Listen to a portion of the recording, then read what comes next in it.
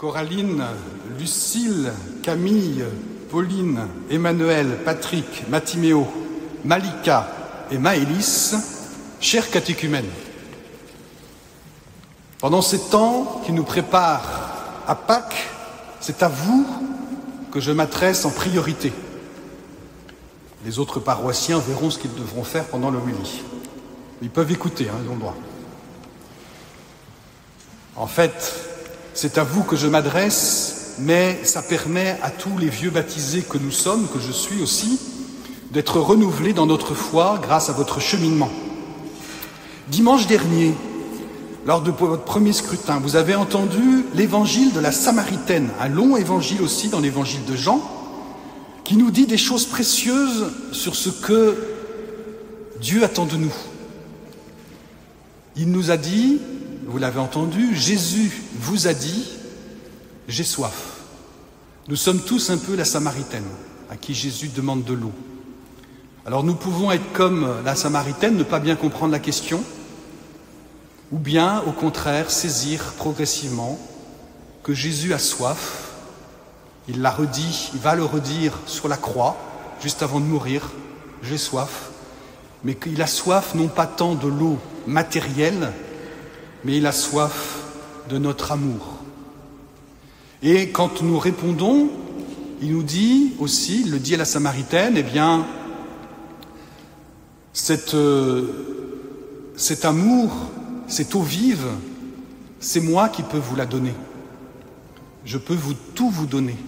Mais il nous faut répondre d'abord à cette invitation de Jésus, j'ai soif. Et la question qui se pose, à vous catéchumènes, mais à nous vieux chrétiens, c'est est-ce que nous répondons à l'amour de Dieu par notre propre amour? Aujourd'hui, en ce dimanche, deuxième scrutin, nous entendons ce beau récit, ce long récit, toujours dans l'évangile de Jean, de l'aveugle-né qui va guérir. Jésus se présente dès le début de l'évangile comme la lumière. Il nous fait comprendre en fait ce qui est en train de se réaliser. Cet aveugle-né souffre physiquement d'aveuglement, va être guéri miraculeusement par Jésus, il va voir la lumière naturelle que pour la majorité d'entre nous, nous pouvons voir, mais en fait, ce sera un symbole, une manière de montrer qu'il y a un autre aveuglement qui habite le cœur des hommes, qui habite le cœur de tout homme, y compris des pharisiens. C'est bien le problème des pharisiens. Et c'est bien le problème aussi de nous, les vieux chrétiens, qui croyons voir et qui ne voyons pas toujours très bien. Et donc, Jésus va guérir cet aveugle, mais surtout va progressivement révéler la vraie lumière, montrer la vraie lumière que lui est. Cette lumière, c'est que c'est lui le Sauveur, c'est lui le Messie attendu, c'est lui le Messie divin qui peut illuminer toutes les vies.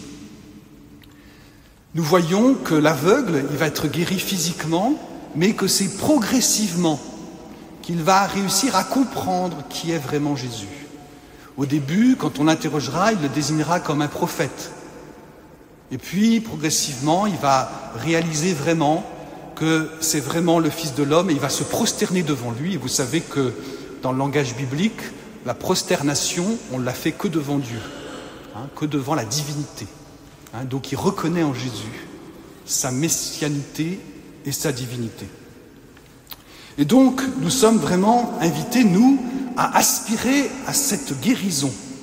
Les rites que nous vivons dans le scrutin, comme le rite que Jésus va faire auprès de cet aveugle, il fait de la boue et lui pose sur les yeux, et on voit qu'il ne voit pas aussitôt, mais il va voir une fois qu'il sera plongé dans la piscine de Siloé.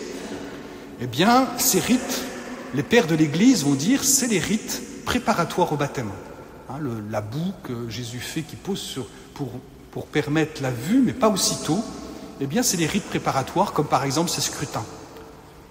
Et puis, par contre, le plongeon dans la piscine de Siloé, c'est évidemment le symbole du baptême qui nous est présenté. Il y a une progression dans notre guérison. Guérison physique pour cet aveugle, mais aussi guérison spirituelle. Nous guérissons progressivement, même si au jour de votre baptême, vous allez voir, vous aurez le don de la grâce qui va vous donner de voir réellement les choses de Dieu, de voir la lumière réelle de Dieu, mais il va falloir progressivement que ça se développe. Il y a d'autres miracles de Jésus d'ailleurs où la guérison est aussi progressive. La guérison de l'aveuglement. De la même manière, vous vous préparez au baptême, vous aurez la grâce, mais progressivement déjà le Seigneur commence à travailler vos yeux, les yeux de votre cœur pour que vous puissiez le voir réellement. Nous les vieux chrétiens, nous avons eu la grâce de la vision par la grâce du baptême, mais, Jésus le dit, il peut y avoir des poutres qui se placent dans nos yeux. Et nous croyons en plus avoir l'audace de voir la paille qui est dans les yeux de nos voisins. Et donc il nous faut travailler à enlever ces poutres que nous remettons si bien dans nos yeux, qui, évidemment, une poutre, on ne voit pas grand-chose avec une poutre devant les yeux.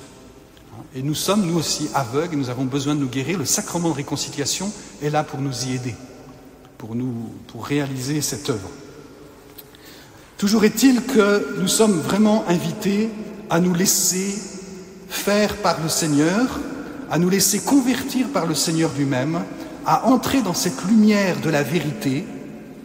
Je suis le chemin, la vérité et la vie, cette lumière de la vérité qu'est Jésus. Et la foi en Jésus, c'est une foi qui doit grandir, qui n'est pas acquis une fois pour toutes, que ce soit pour vous catéchumènes comme pour tout chrétien. La foi en Jésus doit grandir, s'épanouir. Notre aveuglement doit être continuellement guéri par l'œuvre de Jésus et par l'œuvre des sacrements. Demandons donc cette grâce pour chacun de nous, et particulièrement pour vous les catéchumènes. Demandez que la lumière se révèle dans votre vie, la lumière qu'est Jésus lui-même, qu'il illumine votre vie, parce qu'évidemment, quand cette lumière est là, d'un seul coup, tout autour de nous, comme quand les ténèbres, quand la nuit est là, eh bien, on ne voit pas grand-chose, mais quand la lumière est là, la lumière du soleil est là, eh bien, on voit quand même beaucoup de choses, et même au loin. Et voilà, le Seigneur, voilà ce qu'il veut réaliser. Il veut non seulement qu'on le voit lui, mais qu'ensuite on puisse regarder le monde autour de nous avec un regard différent. Amen.